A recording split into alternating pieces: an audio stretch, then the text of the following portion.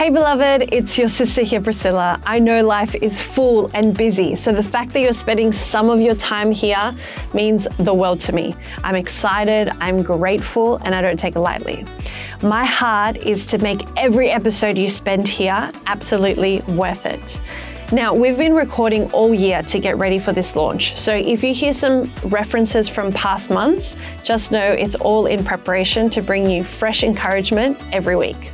You'll hear episodes with my amazing sister Christy, inspiring guest interviews, and deep dives into God's Word and the everyday together. I'm so glad you're here, so let's go. This is just the beginning. We are so strong.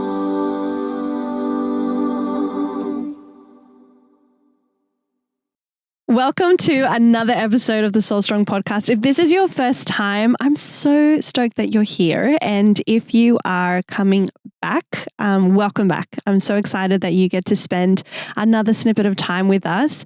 Today, we have someone that is a very dear friend of mine, and we bonded over birth. So I'm very excited that she is here to share her wealth of wisdom. And I am going to say it's a wealth of wisdom for sure. Thank you. So this is Nerrine, and I'm so glad you're here. Thank you. Honestly, I know that it was like a big deal to be here. So thank you. Preface, I hate public speaking, and I know there's only one other person in this room, but I know where it could reach. So, no, thank you so much for coming. No way. So you've been at both of my births, and I just wanted to kind of intro. So you were at my sister's birth before I was born, before I had my first birth. And I saw the way you were with her, and I was only 3 months away. Well, technically I was 4 months away from being due. But I was like, oh my goodness, I need Nerrine, like desperately. And then that's how we kind of became friends, because we were like, we knew each other, but I don't think we had ever like hung out or anything like that. Maybe sung together, but that might have been about it. Maybe we had sung together at that point. Yeah. And then you were at my very traumatic first birth, and then graciously educated me a lot before my second birth, and it was like chalk and cheese different. Good. So good. I'm so grateful for you in my life, not just for that, but just for being my friend. And I just want to ask, like, what made you get into midwifery? So I think about that, and I just, other than the brief moment where I thought I was going to be a flight attendant, I always just wanted to be a midwife. Always. You know, I think about that now from a sort of calling perspective. Yeah. And I don't know that I even prayed about it or anything. I just trusted like God opened doors for me to do this and then this and then this, and that's what I did. Wow. So I just, other than, like I said, my flight attendant little era that I thought I was going to do that, which I still do love traveling, but no, I don't know. I applied for nursing. I got in. I applied for midwifery because I only did nursing to do midwifery. Yeah. So like preface, I've been a nurse and a midwife for over 20 years. Wow. And I, worked as much during my nursing training so that then I could literally go straight into midwifery rather than doing an additional year of like nursing practical or the new grad year.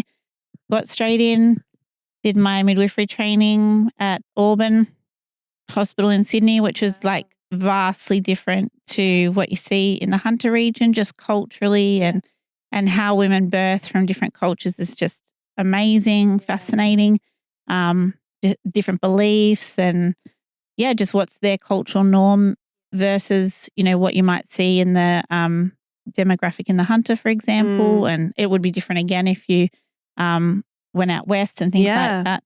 So can I just say to that, like my grandmother is 90, she's going to be 99. And she was just telling me just the other day, she birthed 10 children. Yeah. And she said that her mother told her that she never made a sound during her labors and her deliveries. So my grandmother just thought, oh, that's how you do it. So she never made a sound in all of her time. And I was like, wow, isn't that amazing how it's just a cultural thing that she just passed on? Yeah. Right or wrong. And that's how she did it. Yeah. So then in her mind, not making a sound was kind of a goal. Yeah. Yeah. Yeah. And it's not necessarily how, lots of women do it, but I can say, like, from my experience at Auburn, they, a lot of Arabic women, and they just walk in and have babies. And I could count on one hand the amount of, emergency cesarean sections I saw. Wow. They're very vocal. Yeah. They're completely different to grandma, So, and that's, again, there's cultural reasons behind that. Absolutely.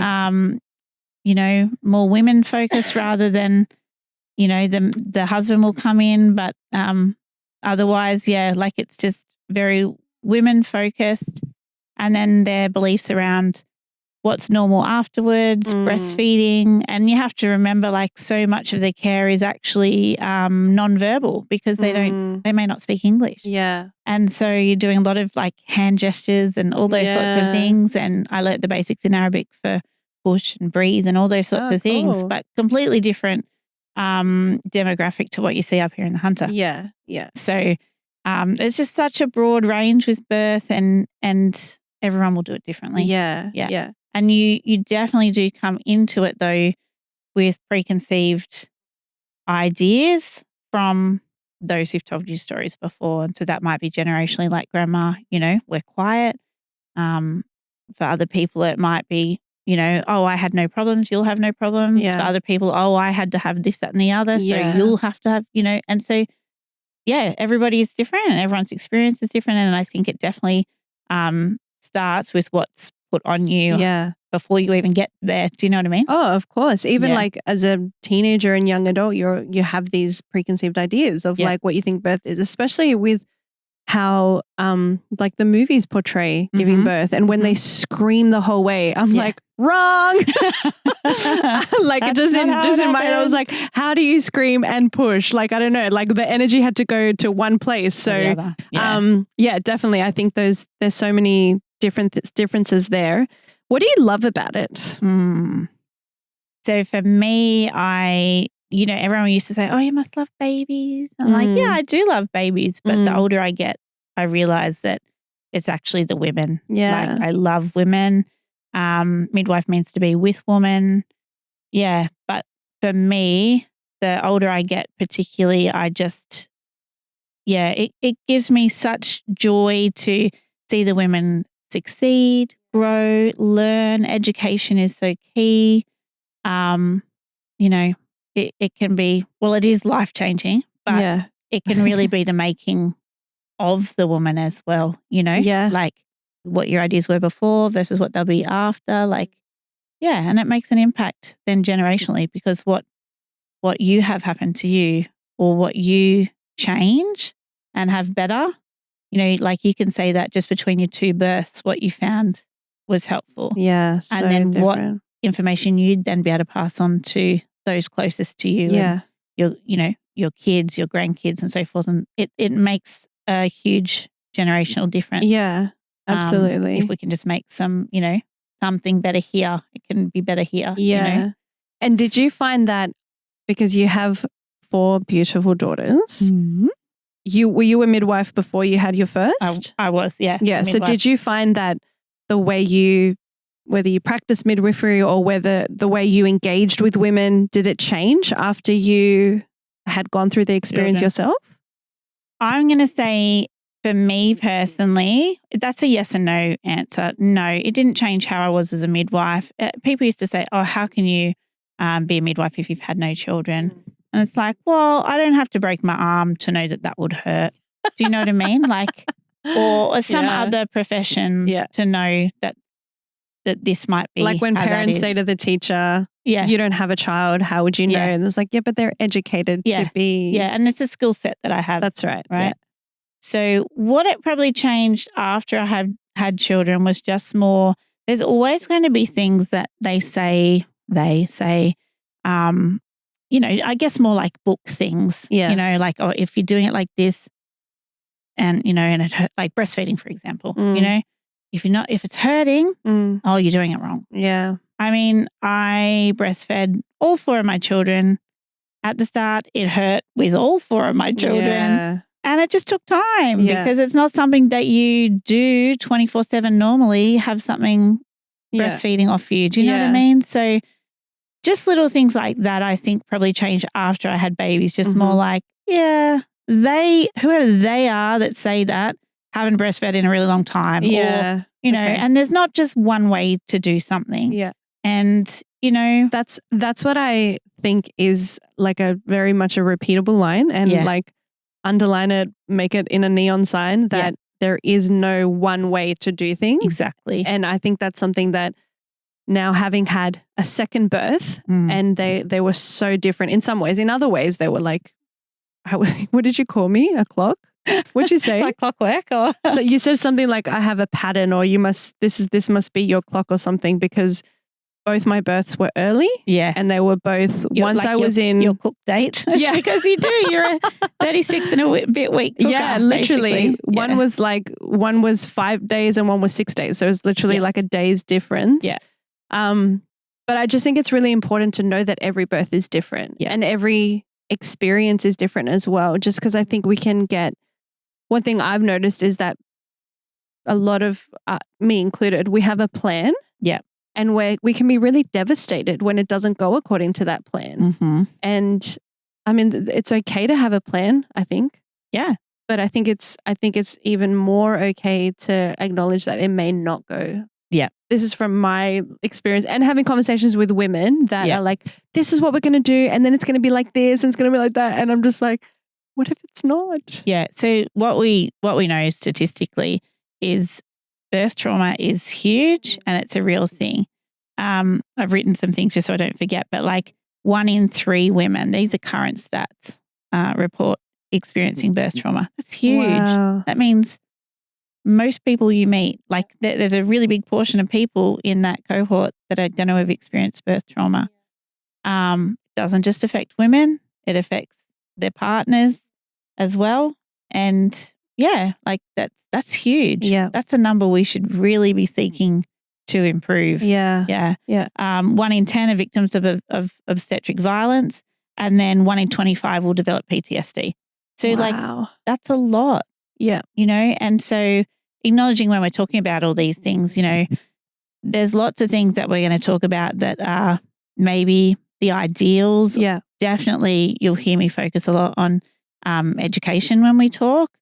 But not everybody's story ends the same. Yeah. And there'll be some women that hear this that go, oh, well, it wouldn't matter what I did. This was my outcome. Yeah. And that's okay. That may have been the story no matter what you tried or didn't try, or how you went into it mindset wise, or which care provider you had. It might have been, it might have worked out a way you didn't want anyway. Yeah.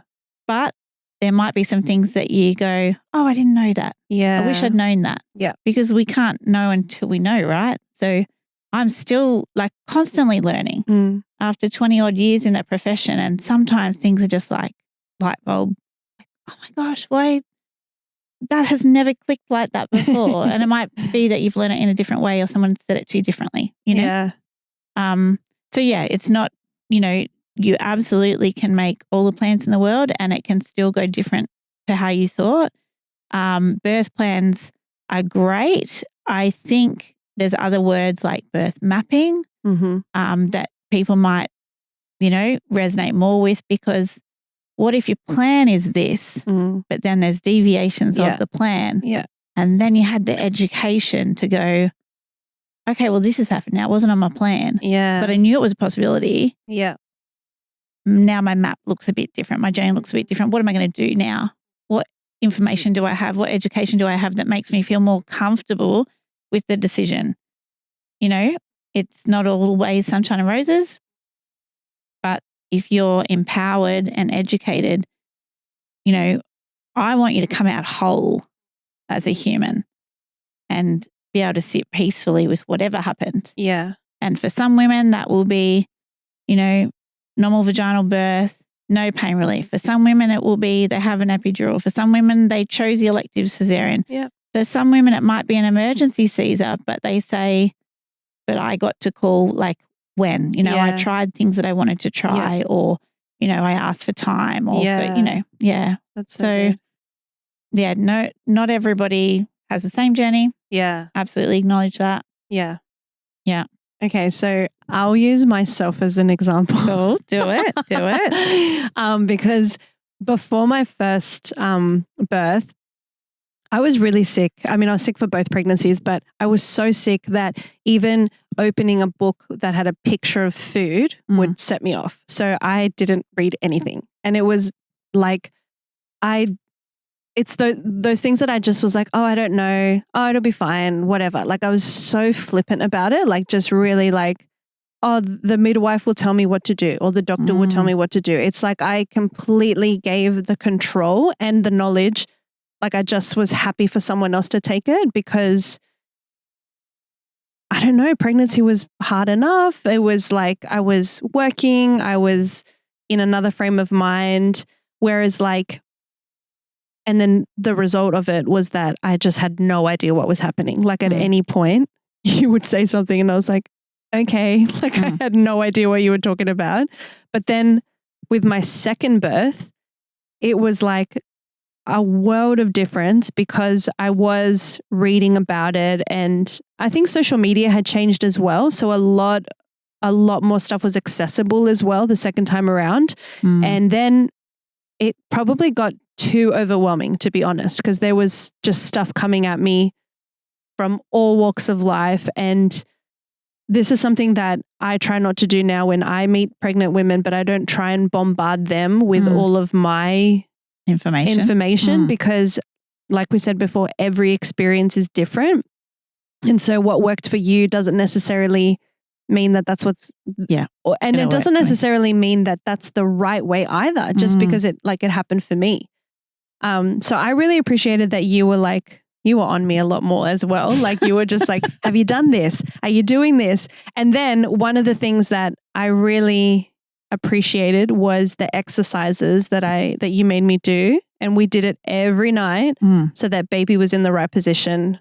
And he was. Yeah. Like there was no drama with his position. So just to, again, preface all this information, Hunter was obviously in a position where he wasn't, probably posterior. And you had this really, days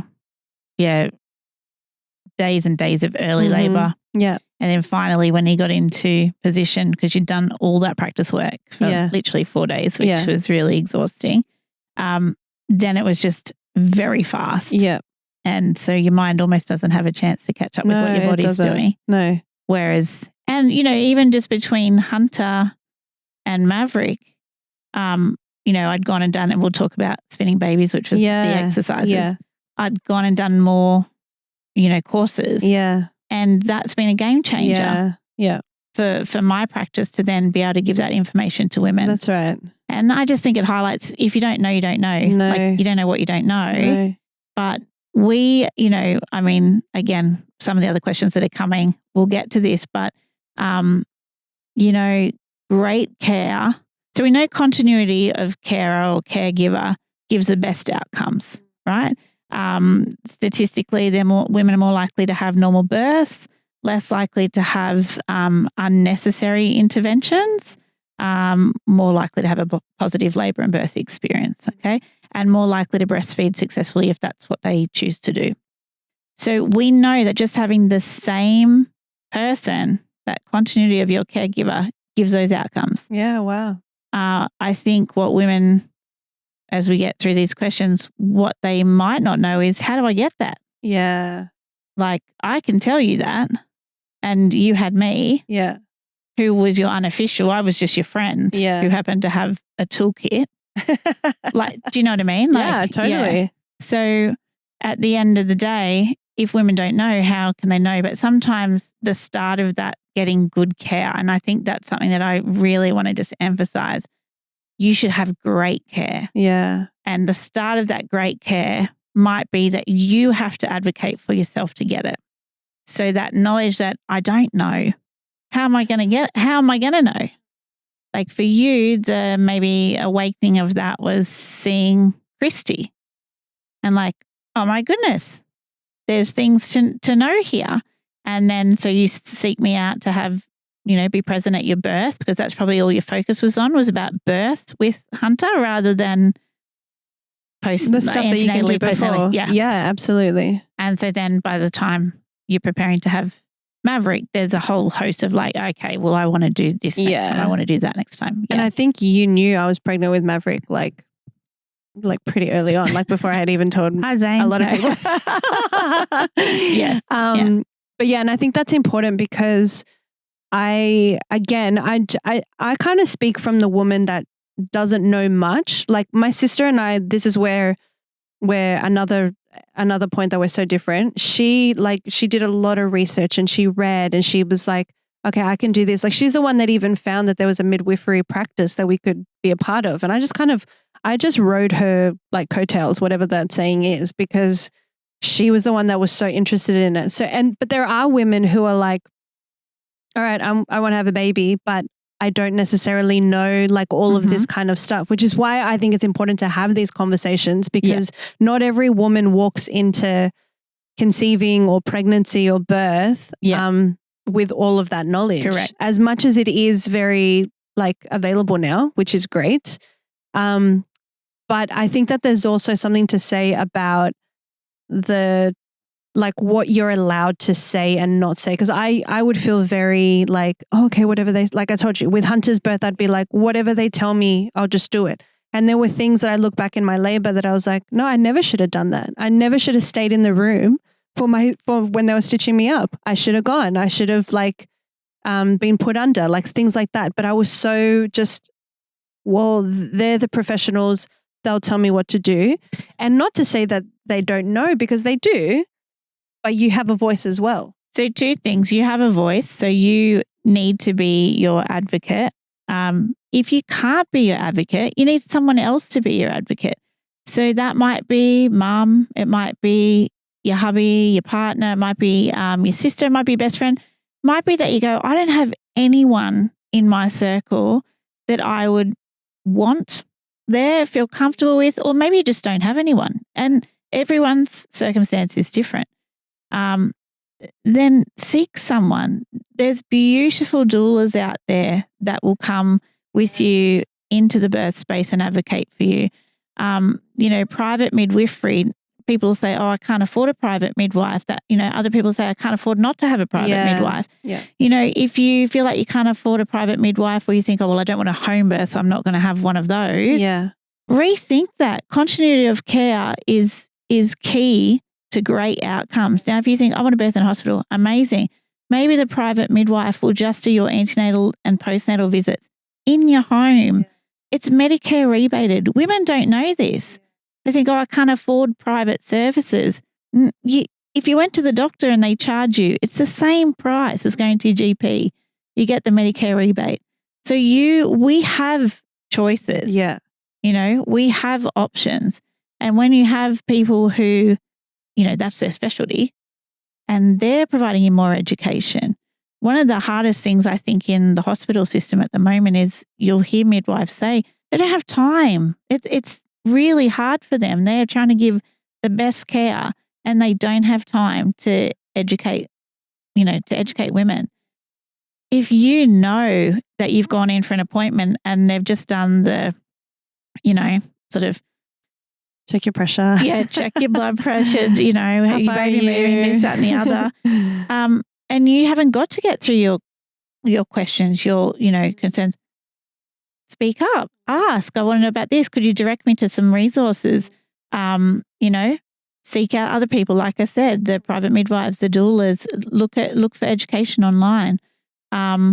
You be that, like you have an intuition. Some people say it's your gut feeling. Some people will call it intuition. Some people will say the Holy Spirit is impressing on you. I need more. I need to know more. Seek. Go find that. It's all out there. And I'm going to give you some really great resources today because this will just be the start of people's journey, which is great, like to get going. Yeah. And you can do this before you fall pregnant. You can do it after for the next one. Like there's heaps of resources out there if women just knew. Yeah. And if you don't know, who around you's had a baby, or if genuinely you have no one around you, I would say employ a doula. Start somewhere. If you can't go for a private midwife where you're going to get that continuity of care all the way through, find a doula that will, or find some great antenatal classes or breastfeeding classes. There's so many things out there. And I just to reiterate that, I think that there's a lot of things that we do and we can just figure out on our own. But this is one of the things that you need support in. Yeah. Like this is one of the things, if you can, get that support. Because I don't think, I mean, people could say, well, the baby had to come out. But I was like, I don't think it could have happened the way it happened if I didn't have you, if I didn't have like my network around me, which was your team. Which is why I think getting that support, like I cannot say yes, like enough to that. Yeah. And we are used to being like polite and yes.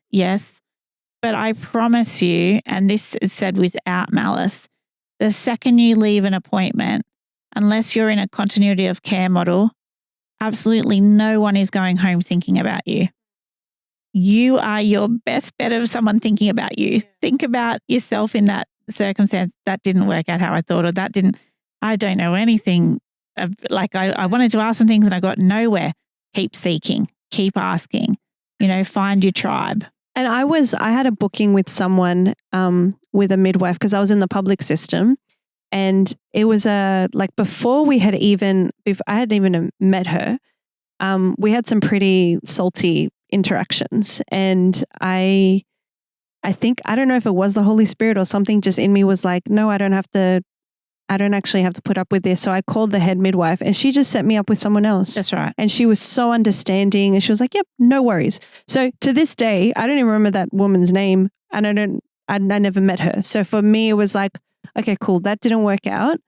So we can put that aside and move on with someone that will work out. Yeah. And some people are just not for you. That's right. And whether that's, that's actually a really protective mechanism, recognize that. Don't second guess it. Yeah.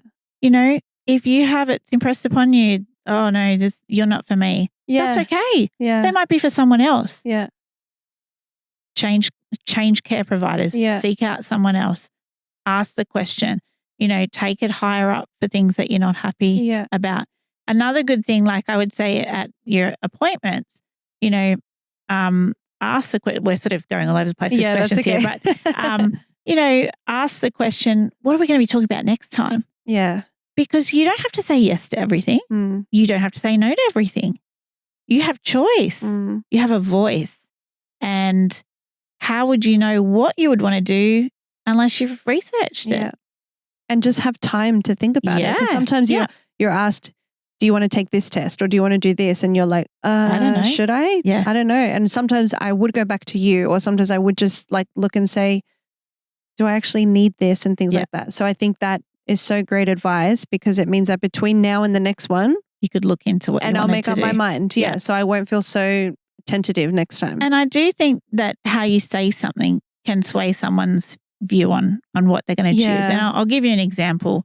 So the Group B strep swab is offered at 36 weeks in this region. Okay. And so if I had a woman and they came to me and said, well, do I need it? Oh, well, you have to have it. Like if I just came in with that, oh, well, I have to have it. That's what the woman thinks. If I went in and said, oh, no, I think this is bogus, they and presented it that way, not all the hospitals check, blah, blah, blah. You might go, well, that's an absolute waste of time. Why are they doing that? If you then had the information presented to you, such as, look, Group B strep is a transient infection that's present in the vagina. We offer testing in this health service. It's not national. They don't offer it in other states because it's transient, because you could have it today when I test, but not at birth. So some women say, I'm not going to worry about it then because I could have it today and not have it then, or I could not have it today and have it then, and you're not retesting. What you do need to know is if you choose to have it and it's positive, you will be offered antibiotics in labour. And some women might say, I don't want to have antibiotics in labour. I don't want to have a drip unless I absolutely have to. So that might make your decision a no. Other women will be like, well, is Group B strep, dangerous for babies? Well, it absolutely can be dangerous for some babies, but so can driving in the car or so it depends how much fear you put into an answer. And we shouldn't be making decisions based on fear. Yeah. We should have all the information presented to us and then go, what works for me? What can I sit comfortably with? Yeah. So that's just an example of if you're caught on the spot, how something's delivered to you, you might be put into a position to accept something you didn't want to accept or decline something you didn't want to decline. And then it won't be brought back up again necessarily. Whereas if you'd had a chance to say, so what are we going to discuss next time? And they go, oh, you're going to be offered the Great Big Strep swab. You might then go off and do some reading with, do you want me to say resources now? Yeah, sure. So Dr. Sara Wickham is just a wonderful resource for so many things, but has some really great pieces that she's written that you can easily access on the internet. Some things you can pay for, some things are free. And you might go back and I want to read up all about that. Or you might go to, the other resources that are amazing for women. Dr. Rachel Reed and another midwife who I can't think of her name. I think it's Katie James. I've got it here. They do a podcast called The Midwives Cauldron. Amazing. Talk about so many different things, and so much evidence-based research. You've got Dr. Melanie Jackson. She's a midwife as well, who's quite, I would say, I hear her name the most at the moment, the Great Birth Rebellion podcast. Her niche is research papers, and she's giving the best evidence-based current research for you to make really informed decisions. And it's only with that education that you're going to be able to go, okay, I feel equipped. This is what's going to work for me with this thing or with that thing, or what I actually really want. What really matters to me at the end of it? Do I really care about, I don't know, water birth, for example, or do I just want to use water in labour and I don't care about the end? Or do you know what I mean? Yeah. So I just think the more education you can get, the better. So I mentioned a couple of those resources there. The godmother, I guess, of midwifery is Ina May Gaskin. Incredible books that she's written that, you could tap into. Some of the other websites, we'll probably talk a bit more about spinning babies, but just absolute game changer from a positioning point of view, and practical exercises literally that you can do every day leading up to birth to try and have everything as stretched and, optimal positioning as possible. And from a mental health point of view, I just want to mention another resource called COPE, COPE. So it's a Centre of Perinatal Excellence, I think it stands for. And they've got amazing apps that right from antenatally, if you suspect that you have antenatal depression or anxiety, you can tap into all these resources early on. You don't have to wait for things to be, it's not at my visit yet. Get in, have a look, start listening. Australian birth stories, it's not, it's not necessarily educational, but it's great to hear other women's stories, fascinating, and think, that happened to me, or that happened to my whatever sister, mum, whoever, and then maybe someone else's experience, and you might just really resonate with how you want something to happen for you. Yeah. Oh, that's so cool. I love it. I think that the resources are really good to tap into as to what you need at the time. Because I find that when you gave us the stretches, for example, the last thing I wanted to do every day was do it. It was I just want to go to bed. And then we'd have to pull out, we didn't have our bed was too low for some of the stretches. So Zane would have to pull out a massage table every night and we'd set it up in the room and all of that. But then when our baby was in the right position and he came out really beautifully, I was it's actually really worth it. So glad I got that massage table out. Every really time. Is. So I think and I'm listening to a book at the moment about consistency. And I think that some of this stuff, it is about being consistent. It isn't just exercise, try this stretch once a month. It's no. Every day. Some of them were twice a day. Some of them I had to do morning and night. And it made a world of difference. So just talking about body prep. Like, how can we get our body? And for some of us, it might even be mental prep as well. Because I loved how you talked about cope, because I think as much as it's a physical game, it's a mental game as well. Absolutely a mental game, especially labor. You know, labor is such a mental game in terms of, I think I've said this to you before, it's not normally the pain that gets to women, it's the exhaustion. If you, thus the stretches, so if we can shorten it up a bit and not make it 4 days long, that's great. That's ridiculous, man. Every time I think about that. So just for anyone who's like, what? I went into labor on Saturday night and I had Hunter on Wednesday night. It was a good time. And he just wasn't in the right position. No, he wasn't. No. And I went into labor at 36 weeks. So I was really early. Yeah. So I needed to like tick over to the 37 weeks. But anyway, sorry. And I was going to say, just to preface, it's not like, you know, you just stayed home and no one knew about you or anything like that. You presented to hospital multiple times. Yeah. They're like, bad luck, buttercup, head home kind of a deal. And yeah, that's really disheartening for women. So going back to where we were. So yeah, prep work. Well, I think let's start with prenatal. Like if you have the luxury of, you know, you tap into us before you've even started and go, oh my goodness, I didn't even think about prenatal care. Get on those vitamins. I'm a vitamin girl. You know, look, once you start looking into it, the back of the bottle will tell you how many things you should have. Probably, I mean, literally everybody's different. So it might say 1 tablet, you know, prenatal tablet or whatever. But often we need a lot more. Our soil's not the same. Our food's not the same. Our nutrients, we're not getting enough of so many things. So you might choose to go and have blood tests done with your naturopath or your doctor and see where you're a bit low and sort of be in the best shape that you can be in to fall pregnant. Same with your partner. Like sperm, I think. What do they have to do? What do they have to do? Sperm, I think reproduction is something like every 6 weeks. So like you guys have a chance to be in absolute optimum space for reproduction, basically. No slow swimmers. Like, come on, you know? Yeah. So just a bit of that prep work is really great. You know, what's your cycle doing?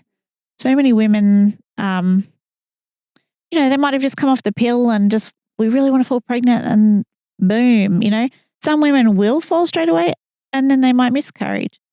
And that's not, you know, that's not fun for anyone.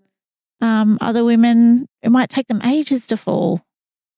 Other women may never have been on the pill and their cycle's not regular. What's going on? Why? You know, do you need your hormone levels checked? Do you need to, is something too high, too low? And, you know, we know just even weight loss can, or weight gain can affect fertility. So you might lose or gain X amount of kilos and all of a sudden your cycle's not regular anymore. So there's so many different scenarios here. And obviously I can't sort of touch on all of them, but yeah, what's your cycle doing? Know your body. Like that is going to serve you for season after season after season, not just the baby season. You girls, you got menopause to come. Like there's so many fun things coming your way. That's what my auntie said on the phone the other day. We were talking about something and she goes, and guess what?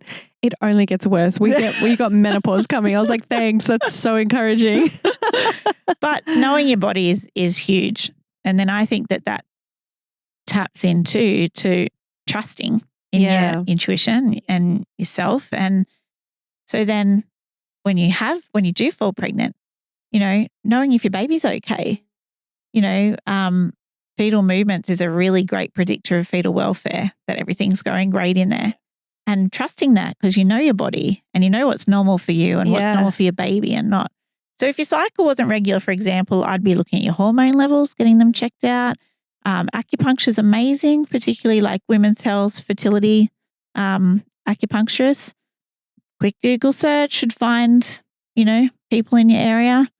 I've got a beautiful friend who is a women's health acupuncturist. She doesn't do that anymore, but, you know, that was a real blessing to me. I fell pregnant straight away every time. I had my cycle back within 3 months of having my babies. Not that I could have done without it for a bit longer, let me tell you, but it all worked very well. And, so I think definitely, be as prepped as possible, and then, I guess when you do fall pregnant, it's then having this education that we're talking about, this knowledge in place of where to go from there so that you have great care. That's what I want you to get out of this. I want you to have great care. It's a gold standard. We should all have continuity of caregiver. If you're not able to get that from your hospital, for example, seek other options. And it might be, you have to start with being your advocate and then have your team around you so that they can be your advocate if you can't, in labor or what have you, that you've already, got these positive voices behind you and speaking for you if you need that. Yeah. That's so good. Okay, I want to talk about labor for a second, okay? Because no labor goes for a second, but let's talk about it for a moment. Yeah. So one of the things that I asked you, what do you wish every woman knew? And then you text me and you were like, what do you wish every woman knew? Yeah. And I was like, okay, this is my answer. So I wish every woman knew that there are times in labor where you might lose your mind a little bit. Like that's something that no one told me before labor. And I felt like I was going crazy. Like I felt like I was literally like with my first, I got to a point where I actually thought, I don't think you had arrived at that point. It was before you had arrived, but I actually thought I'm going to die and Zane's going to raise this baby on his own. And I'm sure I'm not the only one that thought that. Like I thought this is going to kill me because I can't bear this anymore. And I felt like from after the first, it was my mission to tell every pregnant woman, I'm like, when you get to a point that you feel like you're going to die, it's okay. You're not going to die. And I remember one young girl, she was pregnant. She was like, what? And I was like, it's called transition. Yeah. And she was like, okay. And she didn't know either. And I felt a little bit good about myself because I was like, okay, cool. If you didn't know this, and now let me educate you. Yeah. Because I think that it does, like you can do all the reading, you can do all the prep work, you can do all the stretches and the eating right and going to the Lamaze class and doing whatever you need to. But there might come a point in and I say might because some people already have had an epidural at that point, or some people are doing a cesarean or whatever. But there does come a point where you feel like I'm actually going to lose it at this point. Like I can't carry on. Yeah. And I want everyone to know that. And then also know that it's okay that, yes, you need to put your focus and energy into your breathing and stuff like that. But I thought at one point I needed, and I did, I screamed. I screamed so loud, but I screamed with every fiber of my being. And I felt better after that. Not better, like the pain didn't go away, but I just felt like it was, that's a great word. I just felt like a release. And I was like, okay, because you're holding in all of this like thoughts and feelings and also like physical stuff as well. And that release just helped me. I'm not saying that every woman should have a big roar. But it's okay to. But it's okay to. Yeah, yes, exactly. And so what you're sort of getting at there, which you haven't said yet, but it's a real surrender because you can't, it doesn't matter how much you're talking to yourself and going, I can do this, I can do this. At some point, it's just that surrender of like, just be done already. Like, just let this baby come out of me, Yeah. And this is killing me. Yeah. And acknowledging that, because I think sometimes there's such an emphasis on calm births that if you're not calm, you feel like you're doing something wrong. Yeah. Well, I felt like that. I'm not saying that anyone put that pressure on me. I think I put that pressure on myself, but it just definitely felt like, well, it is like you said, it's a life-changing moment. So it's okay to deal with it in the way that you need to deal with it. That's right. And you can't predict how you'll need to deal with it, like, because everyone will be different. Sure. Like even just between each birth. I loved giving birth. I know. Crazy woman. Loved giving birth. I just would give birth when I had my wisdom teeth out, I remember saying I would rather give birth to 10 babies all at once than have this happen. So that's how much wisdom teeth suck. But no, I loved giving birth and I had really good birth. And normally with midwives, it goes one way or the other. You have either horrendous birth or really good birth. Like it just tends to be not a whole lot in the middle. I don't know why. But for me, I just loved giving birth, and that, I guess, moment of like surrender, or for you, it was like, I'm going to die. For me, not with my second. No, but with my second, I knew I wasn't going to die. Yeah, you're like, I didn't die the first time. I didn't die the first time. Yeah. No, for me, that moment in my head was, oh, this isn't fun anymore. Like that was. I can't believe you equate labor to fun. This is where we are so different, but I'm so happy for you. Thank you. And yeah, so just different how people will be, how different people will perceive it. And and transition's really hard, and you'll often hear people say, I can't do it anymore. It's like I'm at the end of my rope. And for us as midwives, we get a little bit excited because like, oh, great. We're almost there. You're nearly are at the end of your rope. Yeah. Okay. Yeah. Awesome. It's like, so I guess what I want women to know is you can do it. Yes. We're literally created by a wonderful designer to do this. So that's exciting. Millions of women around the world are doing it with you at the exact same time. So you're not alone. What else I want women to know? Yeah, so like for the mental thing, lots of women, it's that positive affirmations. So that repeat, and some women will have birth cards all, literally all around the wall. Or I do. What have you? Yeah. I put birth cards up. Before birth as well. Oh, yeah. So like you're repeating them. Whether it's religious or otherwise, it's that positive affirmation of I can do it, and like there's a whole, you can look them up, I will be this, or I will be that, or, so many different ones that you can put up. And some of them are just beautiful graphically and just creating a really beautiful space, I think it's so important for women to feel safe. So things like in labor, keeping things dark, staying at home as long as possible. But also the people around you. Because if you're not safe, literally physiologically, your adrenaline kicks in, right? And it's pretty bold and overtakes oxytocin, which is its really shy cousin.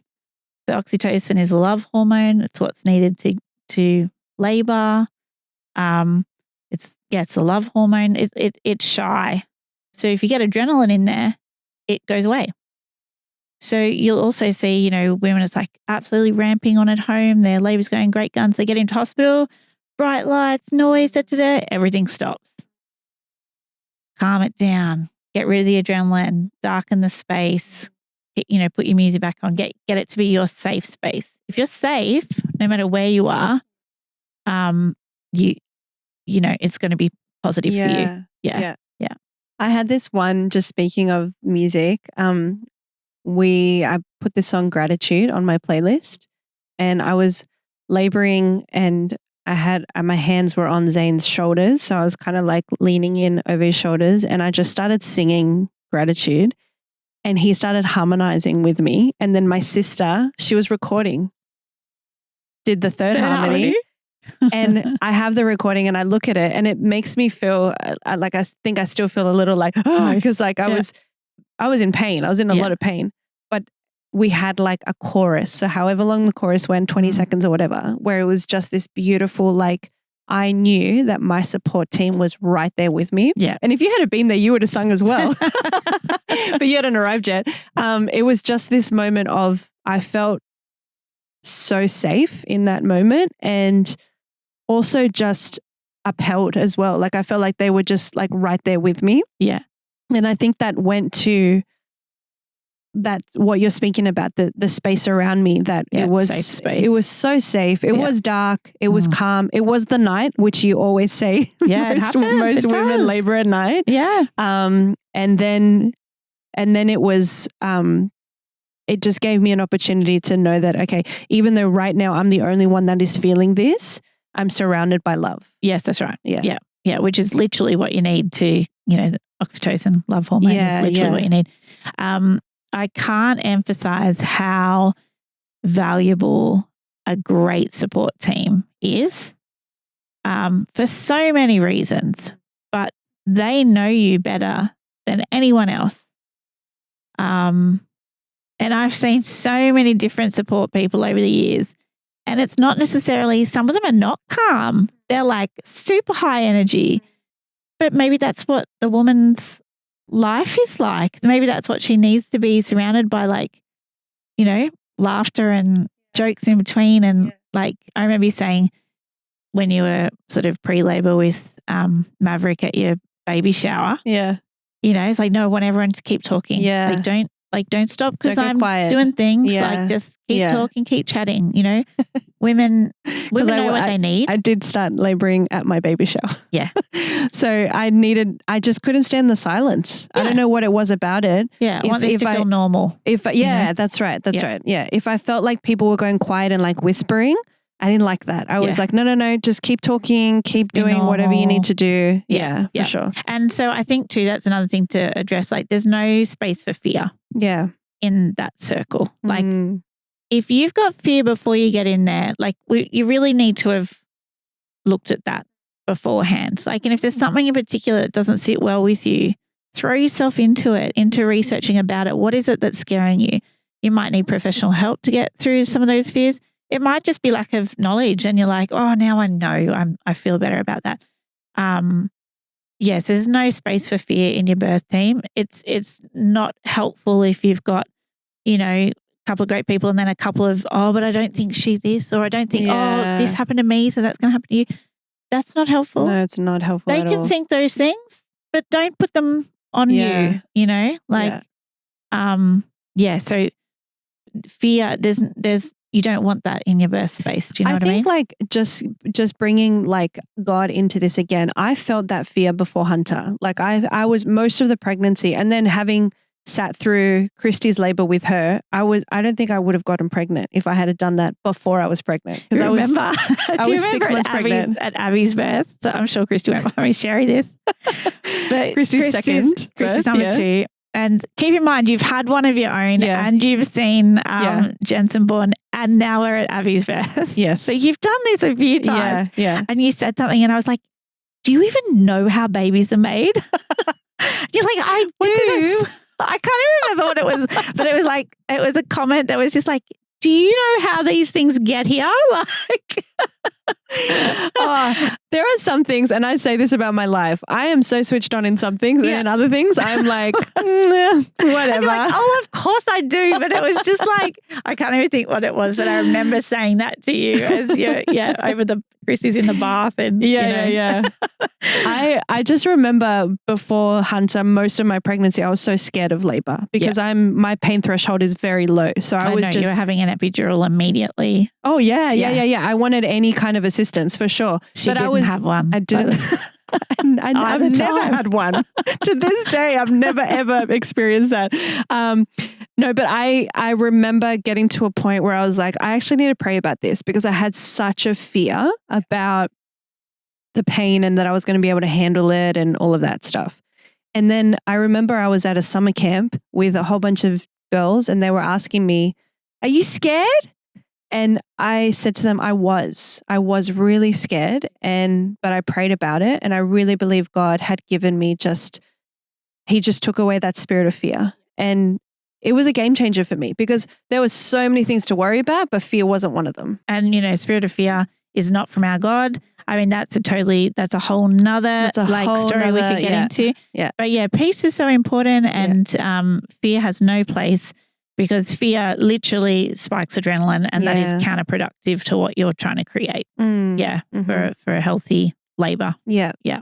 So there are some things that like like it can seem like we're trying to be positive and be like real, like, and does it ever feel like we're kind of skipping over the fact that it is painful and we are bringing a human into this world? So do you ever feel like there's like either what we're saying or what is being said around us that it's like, don't pretend like just calling the contraction a different name is going to change the pain. So you have to really pick your audience, because like if I enter, I'm involved in the private midwifery sector now in the home birthing world. So what I see there is so beautiful and very different to what you see in hospitals. Not to say I had 4 hospital births that were beautiful, but I had my toolkit, right? I did calm birthing. I was friends with all the staff because I had my babies where I worked. I had private obstetricians on standby if I needed them, which I didn't. I had my girlfriend who's the midwife come in for my birth, like things like that. So I had a toolkit that not everybody has the same toolkit. Yeah. But I put that in place. That didn't just happen.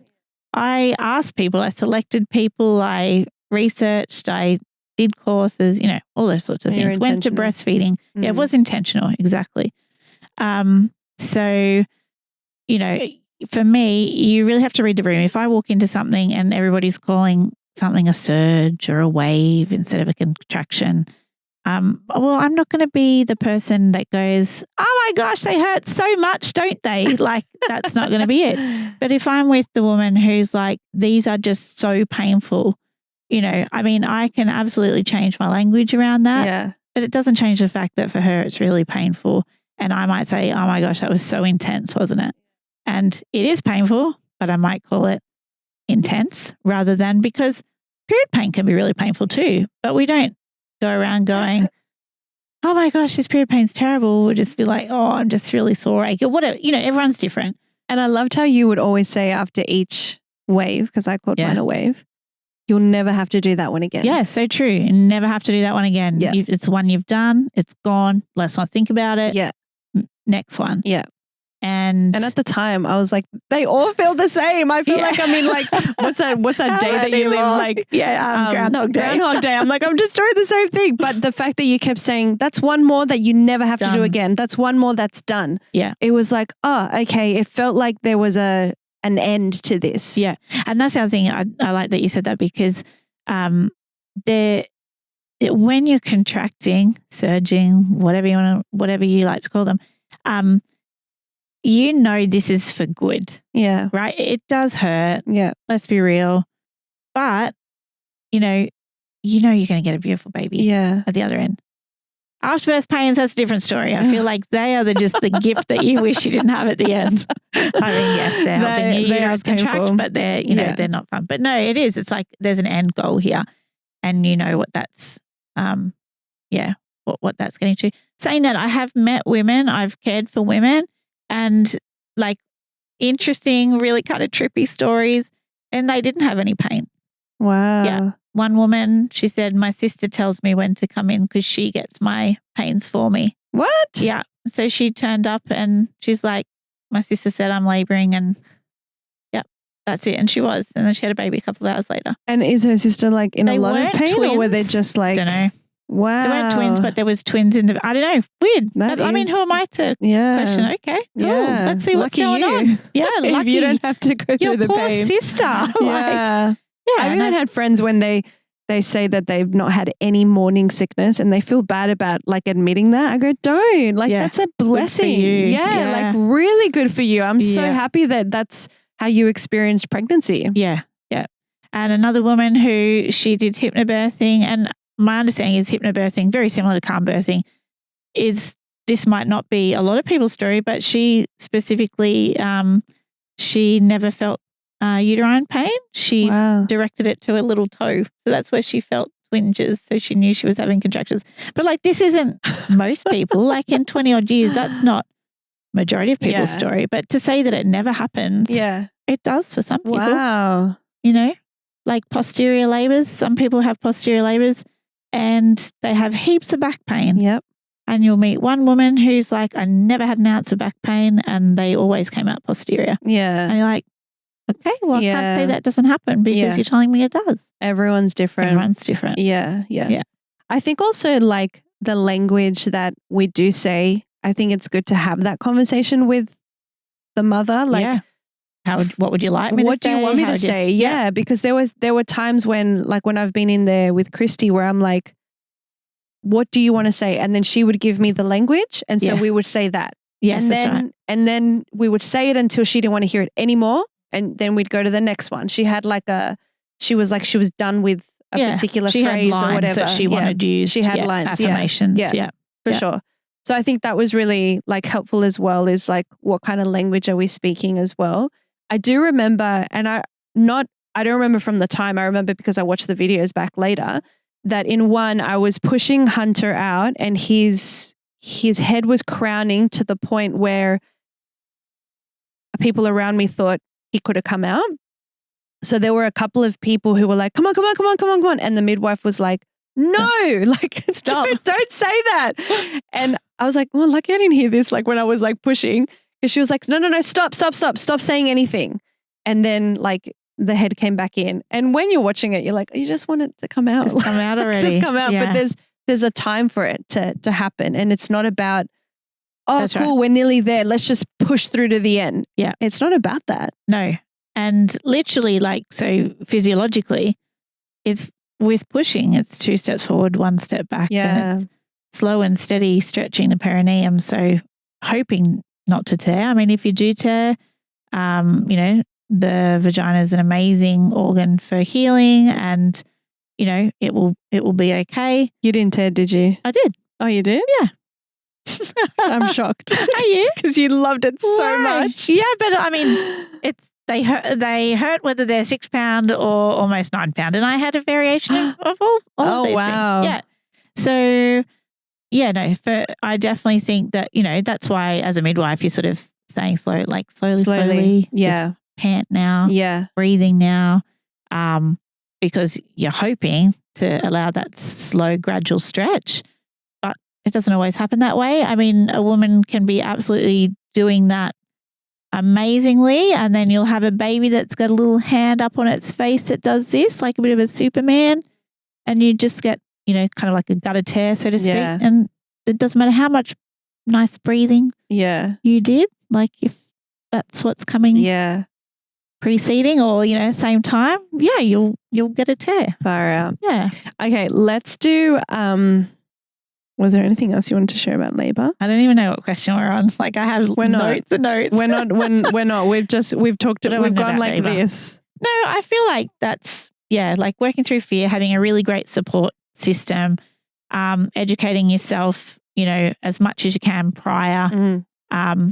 Birth mapping is great because it might be, this is how I'd like it to look, but if I have a deviation to that, how's it going to look? And letting your support people know what's really important to you, what you might like, but really being able to make informed decisions. So if you're in a hospital as well and, it comes in with this sort of maybe barrage of options, so to speak, but it can feel quite forceful sometimes. And then instead of being that woman that just says yes because essentially it's a fear-based response, some really great questions to ask might be, am I or my baby in imminent danger? Like, is this a now decision? And if it's a no, could we just have 5 or 10 minutes to have a chat about it? They leave, you get back into your safety circle, talk about what did we want here? What are they actually saying here? I'm just trying to think of examples. Say, we want to do another vaginal examination. Like, why? What's that information going to gain you? And what are you going to do with that information? And depending what you're going to do with that information, is that something that you're happy with, that you think would be helpful? Would it not be helpful? I'd like to decline it at this time if myself and my baby are not in imminent danger, or no, I'd like to accept that because I would actually like to know, But most of the offers that you'll get in hospital, particularly, I say that because that's where your intervention stuff comes in, and that's the sort of stuff that, we're hoping to avoid if we don't need it. But you can absolutely have beautiful births in hospital as well. Yeah. But education, I think, is key. Yeah. And your prep and your support team is going to be so useful for you. But just having that choice to make decisions without fear, you're going to come away feeling like I wasn't just an onlooker in that birth.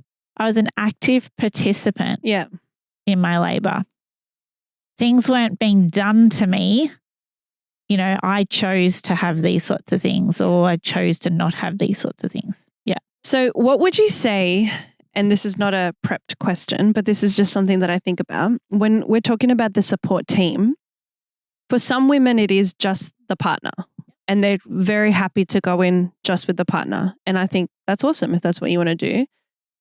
Is it ever too much for the partner though? Like in the sense of like, for some labours, it is hours and hours and hours. And the woman might think, well, I'm doing it, so they should be right there with me. And I'm not saying they get a break, but like I found that it was helpful to have my sister and my mum as well, because it didn't feel like I was just getting all my support from one person. Yeah. But that could just be my personal preference. And I think it depends on your support network. If they're coming to be helpful, some people are coming to be helpful. Some people are coming to watch a show. Yeah. Like, this is not a circus. Yeah. I'm not selling tickets. Yeah. If you don't have support people that are going to be supportive, helpful, that's right. why are they there? Yeah. And again, seen so many different, variations of this, that you can have heaps of people and not one of them is helpful. They're all there to see the baby at the end. Yeah. Yeah, but what about the woman? What she's going through, So yeah, it really depends. I mean, I was someone who just had, that sounds terrible. No, I know what you mean. Cut that out. I was someone who had my husband, and Ryan's amazing. Yeah. And he'll probably tell you that he didn't do a whole lot. Yeah. But I didn't need him to do anything. I just needed him there. Yeah. And if I'd needed him to, he would have done something. Yeah. He caught them at the end. That's what we wanted. That's so cool. Yeah. So I think about who is best to be in the room. Yeah. And not just because they're this person to you or that person, that they should be there in delivery as well. And I think you have to be really comfortable with someone, amongst midwives who sort of say, if you wouldn't be happy to have someone in the room with you while you're having sex, you probably wouldn't be happy to have them, here with labour, right? It sounds a bit out there, but it's a really personal, like it's such a private event. And so that's the extreme, that comment. But, these people might see you in positions that you haven't thought to be in before in front of them. And that might be the thing that, like, I don't want anyone to see me like that except my hubby or my partner or whatever. Or it might be like, I don't care. It depends, again, culturally, how you grew up. Are you all sharing, each other's clothes and bras and things amongst sisters and that sort of thing? Or are you very private? And, I really think you need to choose. And that's why I think too, people will often employ someone, because you can maybe put them in that bucket of like, this is their skill, this is their job. They're a professional. They're a professional. Yeah. They're not just like a close friend or something. Yeah. So it cool. just, everyone is different. Everyone's different. And I think it's okay to pick explore. Good people. Like pick supportive people that are going to give you what you need, or give your partner what they might need, or just be helpful. And if they're an anxious presence, that might not be what you'd need, because I needed calm. I needed people who were just grounded, and some people talk about Sandra? My mum. I didn't even look at her because I know in her face. Yeah, she didn't say much, but we in love her you, face. Sandra. But yeah, so obviously, as a mum of the pregnant woman, it would be confronting. Yeah, and her birth stories were very different to yours and Christy's. Yeah, and but she did so great to not put that on you. No, she didn't. So. And I knew not to look at her face because and I was very aware how her her concern. Yeah. And I would just be like, and she'd be like, yeah. And I'm like, yeah. And literally, I think the more you go through it, like less feeling like that with Maverick. Well, when Christy announced that she was pregnant with her third, does she like, Mamma mia? After then she'd be like, oh my goodness, we've got another labor to go through. Like, because mum stresses. Like, she just makes sure that we're okay and stuff. But she didn't put that on you in the birth. And I think that that's just so important that you can still be a support person who has concerns, but like get them out beforehand. Let's talk it through. Yeah. And she had, she talked about it already. And then we're here now. What do we need now? And that's right. Present. Be present for like what the task is as well. Okay, I have some rapid fire questions. Okay. I'm going to think real quick, see if my brain works. Just as we wrap up this conversation, because I think some of them are fun. Okay. All right. This is for you. Yeah. After a long shift. Yeah. So you've just gone through a birth with someone. Mm-hmm. Coffee or tea? Oh, coffee. Yeah. It's always coffee. The answer is always coffee. What is the most used phrase during labor that you've heard? From the woman or the midwife? Or whatever. Let's do both. From the woman, it would be that transition one. I don't think I can do this anymore. Yeah. On the opposite side, from the woman, who you might feel that, but then they come back with a positive affirmation is, I can do this. I can do this. Yeah. I can do this. Yeah. From the midwife, probably something like, you've got this, or well done, great effort, something calming and, Essential oil in the delivery room. Great. Clary Sage is excellent to keep the contractions like ramping up for uterine activity. Peppermint is great for nausea. Lavender's really calming. Mm-hmm. Main sort of. Yeah. Cool. What is the craziest or funniest craving you've heard from a pregnant woman? Probably two, dirt. And laundry powder. And so that's a condition that they've got called pica. Oh, wow. It's anecdotally associated, I think, with low ferritin. So often your iron stores are really low when you start craving really bizarre things. Wow. But I can remember one woman saying, I tasted the laundry powder. I just could not, just couldn't resist it. So she had it and I'm like, and? She's like, it was disgusting. I'm like, of course it was. But she just could, it was just overwhelming. Yeah. I didn't realize that people crave things that weren't edible. Mm-hmm. Wow. Incredible. All right. What's the go-to snack when you're trying to survive a night shift? Me? Yeah. Oh, coffee? Yeah. Coffee. And coffee. Yeah. In my birthing bag, I have music bars. Yeah. Yeah. And nuts. Bit of chocolate. Yeah. Coffee. I'm picking up what you're putting down. What's the most underrated pregnancy tip? Underrated pregnancy tip. I know we've shared so many. Underrated pregnancy tip. Are we wrapping up or is this we're wrapping up. Spinning babies. Yeah. Okay. Go and research spinning babies. It's an absolute game changer. I didn't know it till I knew it. I went and did a 2-day course with Jenny Blythe. Amazing. Wow. Literally the first time. Like, keep in mind, I'd been a midwife for like over 18 years and just finally light bulb moment about the pelvis and the fascia and the psoas and ligaments, muscles, and how everything ties in. It's just mind blowing. And just the smallest, half a centimeter difference, can mean that the baby's chin tucks in and it's like a quick, down and out sort of a thing. And literally that is like the hidden gem, spinning babies. Yeah. Like, education is key. I've said that so many times. Be your own advocate, and then get other people to advocate for you if you can't, like in the labour space, say you don't want to answer all the questions, but your people know. But educate, research beforehand.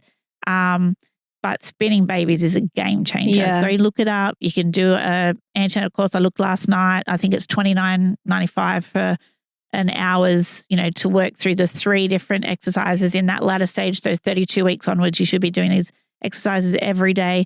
I love body work. I think that's so important, whether it's chiro, osteo, physio, acupuncture, yoga, Pilates, whatever it is that you resonate with. For me, it was acupuncture and chiro. That's what I had access to and knew about. And I did calm birthing as well when I was having my babies. But, my eldest is almost 19. Yeah, There's heaps of stuff out there. Yeah. And my gold star is spinning babies. Awesome. Yeah. I loved how you said it rapid fire as well. Oh my gosh. I almost had the end. Gotta get it all in. Okay. Best baby name you've ever heard? Oh, when you say best, I think worst is what I think. No, I shouldn't say worst because you might have a beautiful baby out there called Blade or something like that. But that was probably one of the Blade. what? Okay. Okay, cool. Okay. Awesome. Yeah, but best baby name, I don't know. Everyone's different. Everyone is different. Yeah, and I love so many different names. My girls have got really different and interesting names. But some of the best thing I had said to me in labor, and I'll never forget this, she was actually, I won't say too much, but the thing she said, she was a friend and midwife, and I just happened to look after her in labor before she became a midwife. Oh, wow. And she said,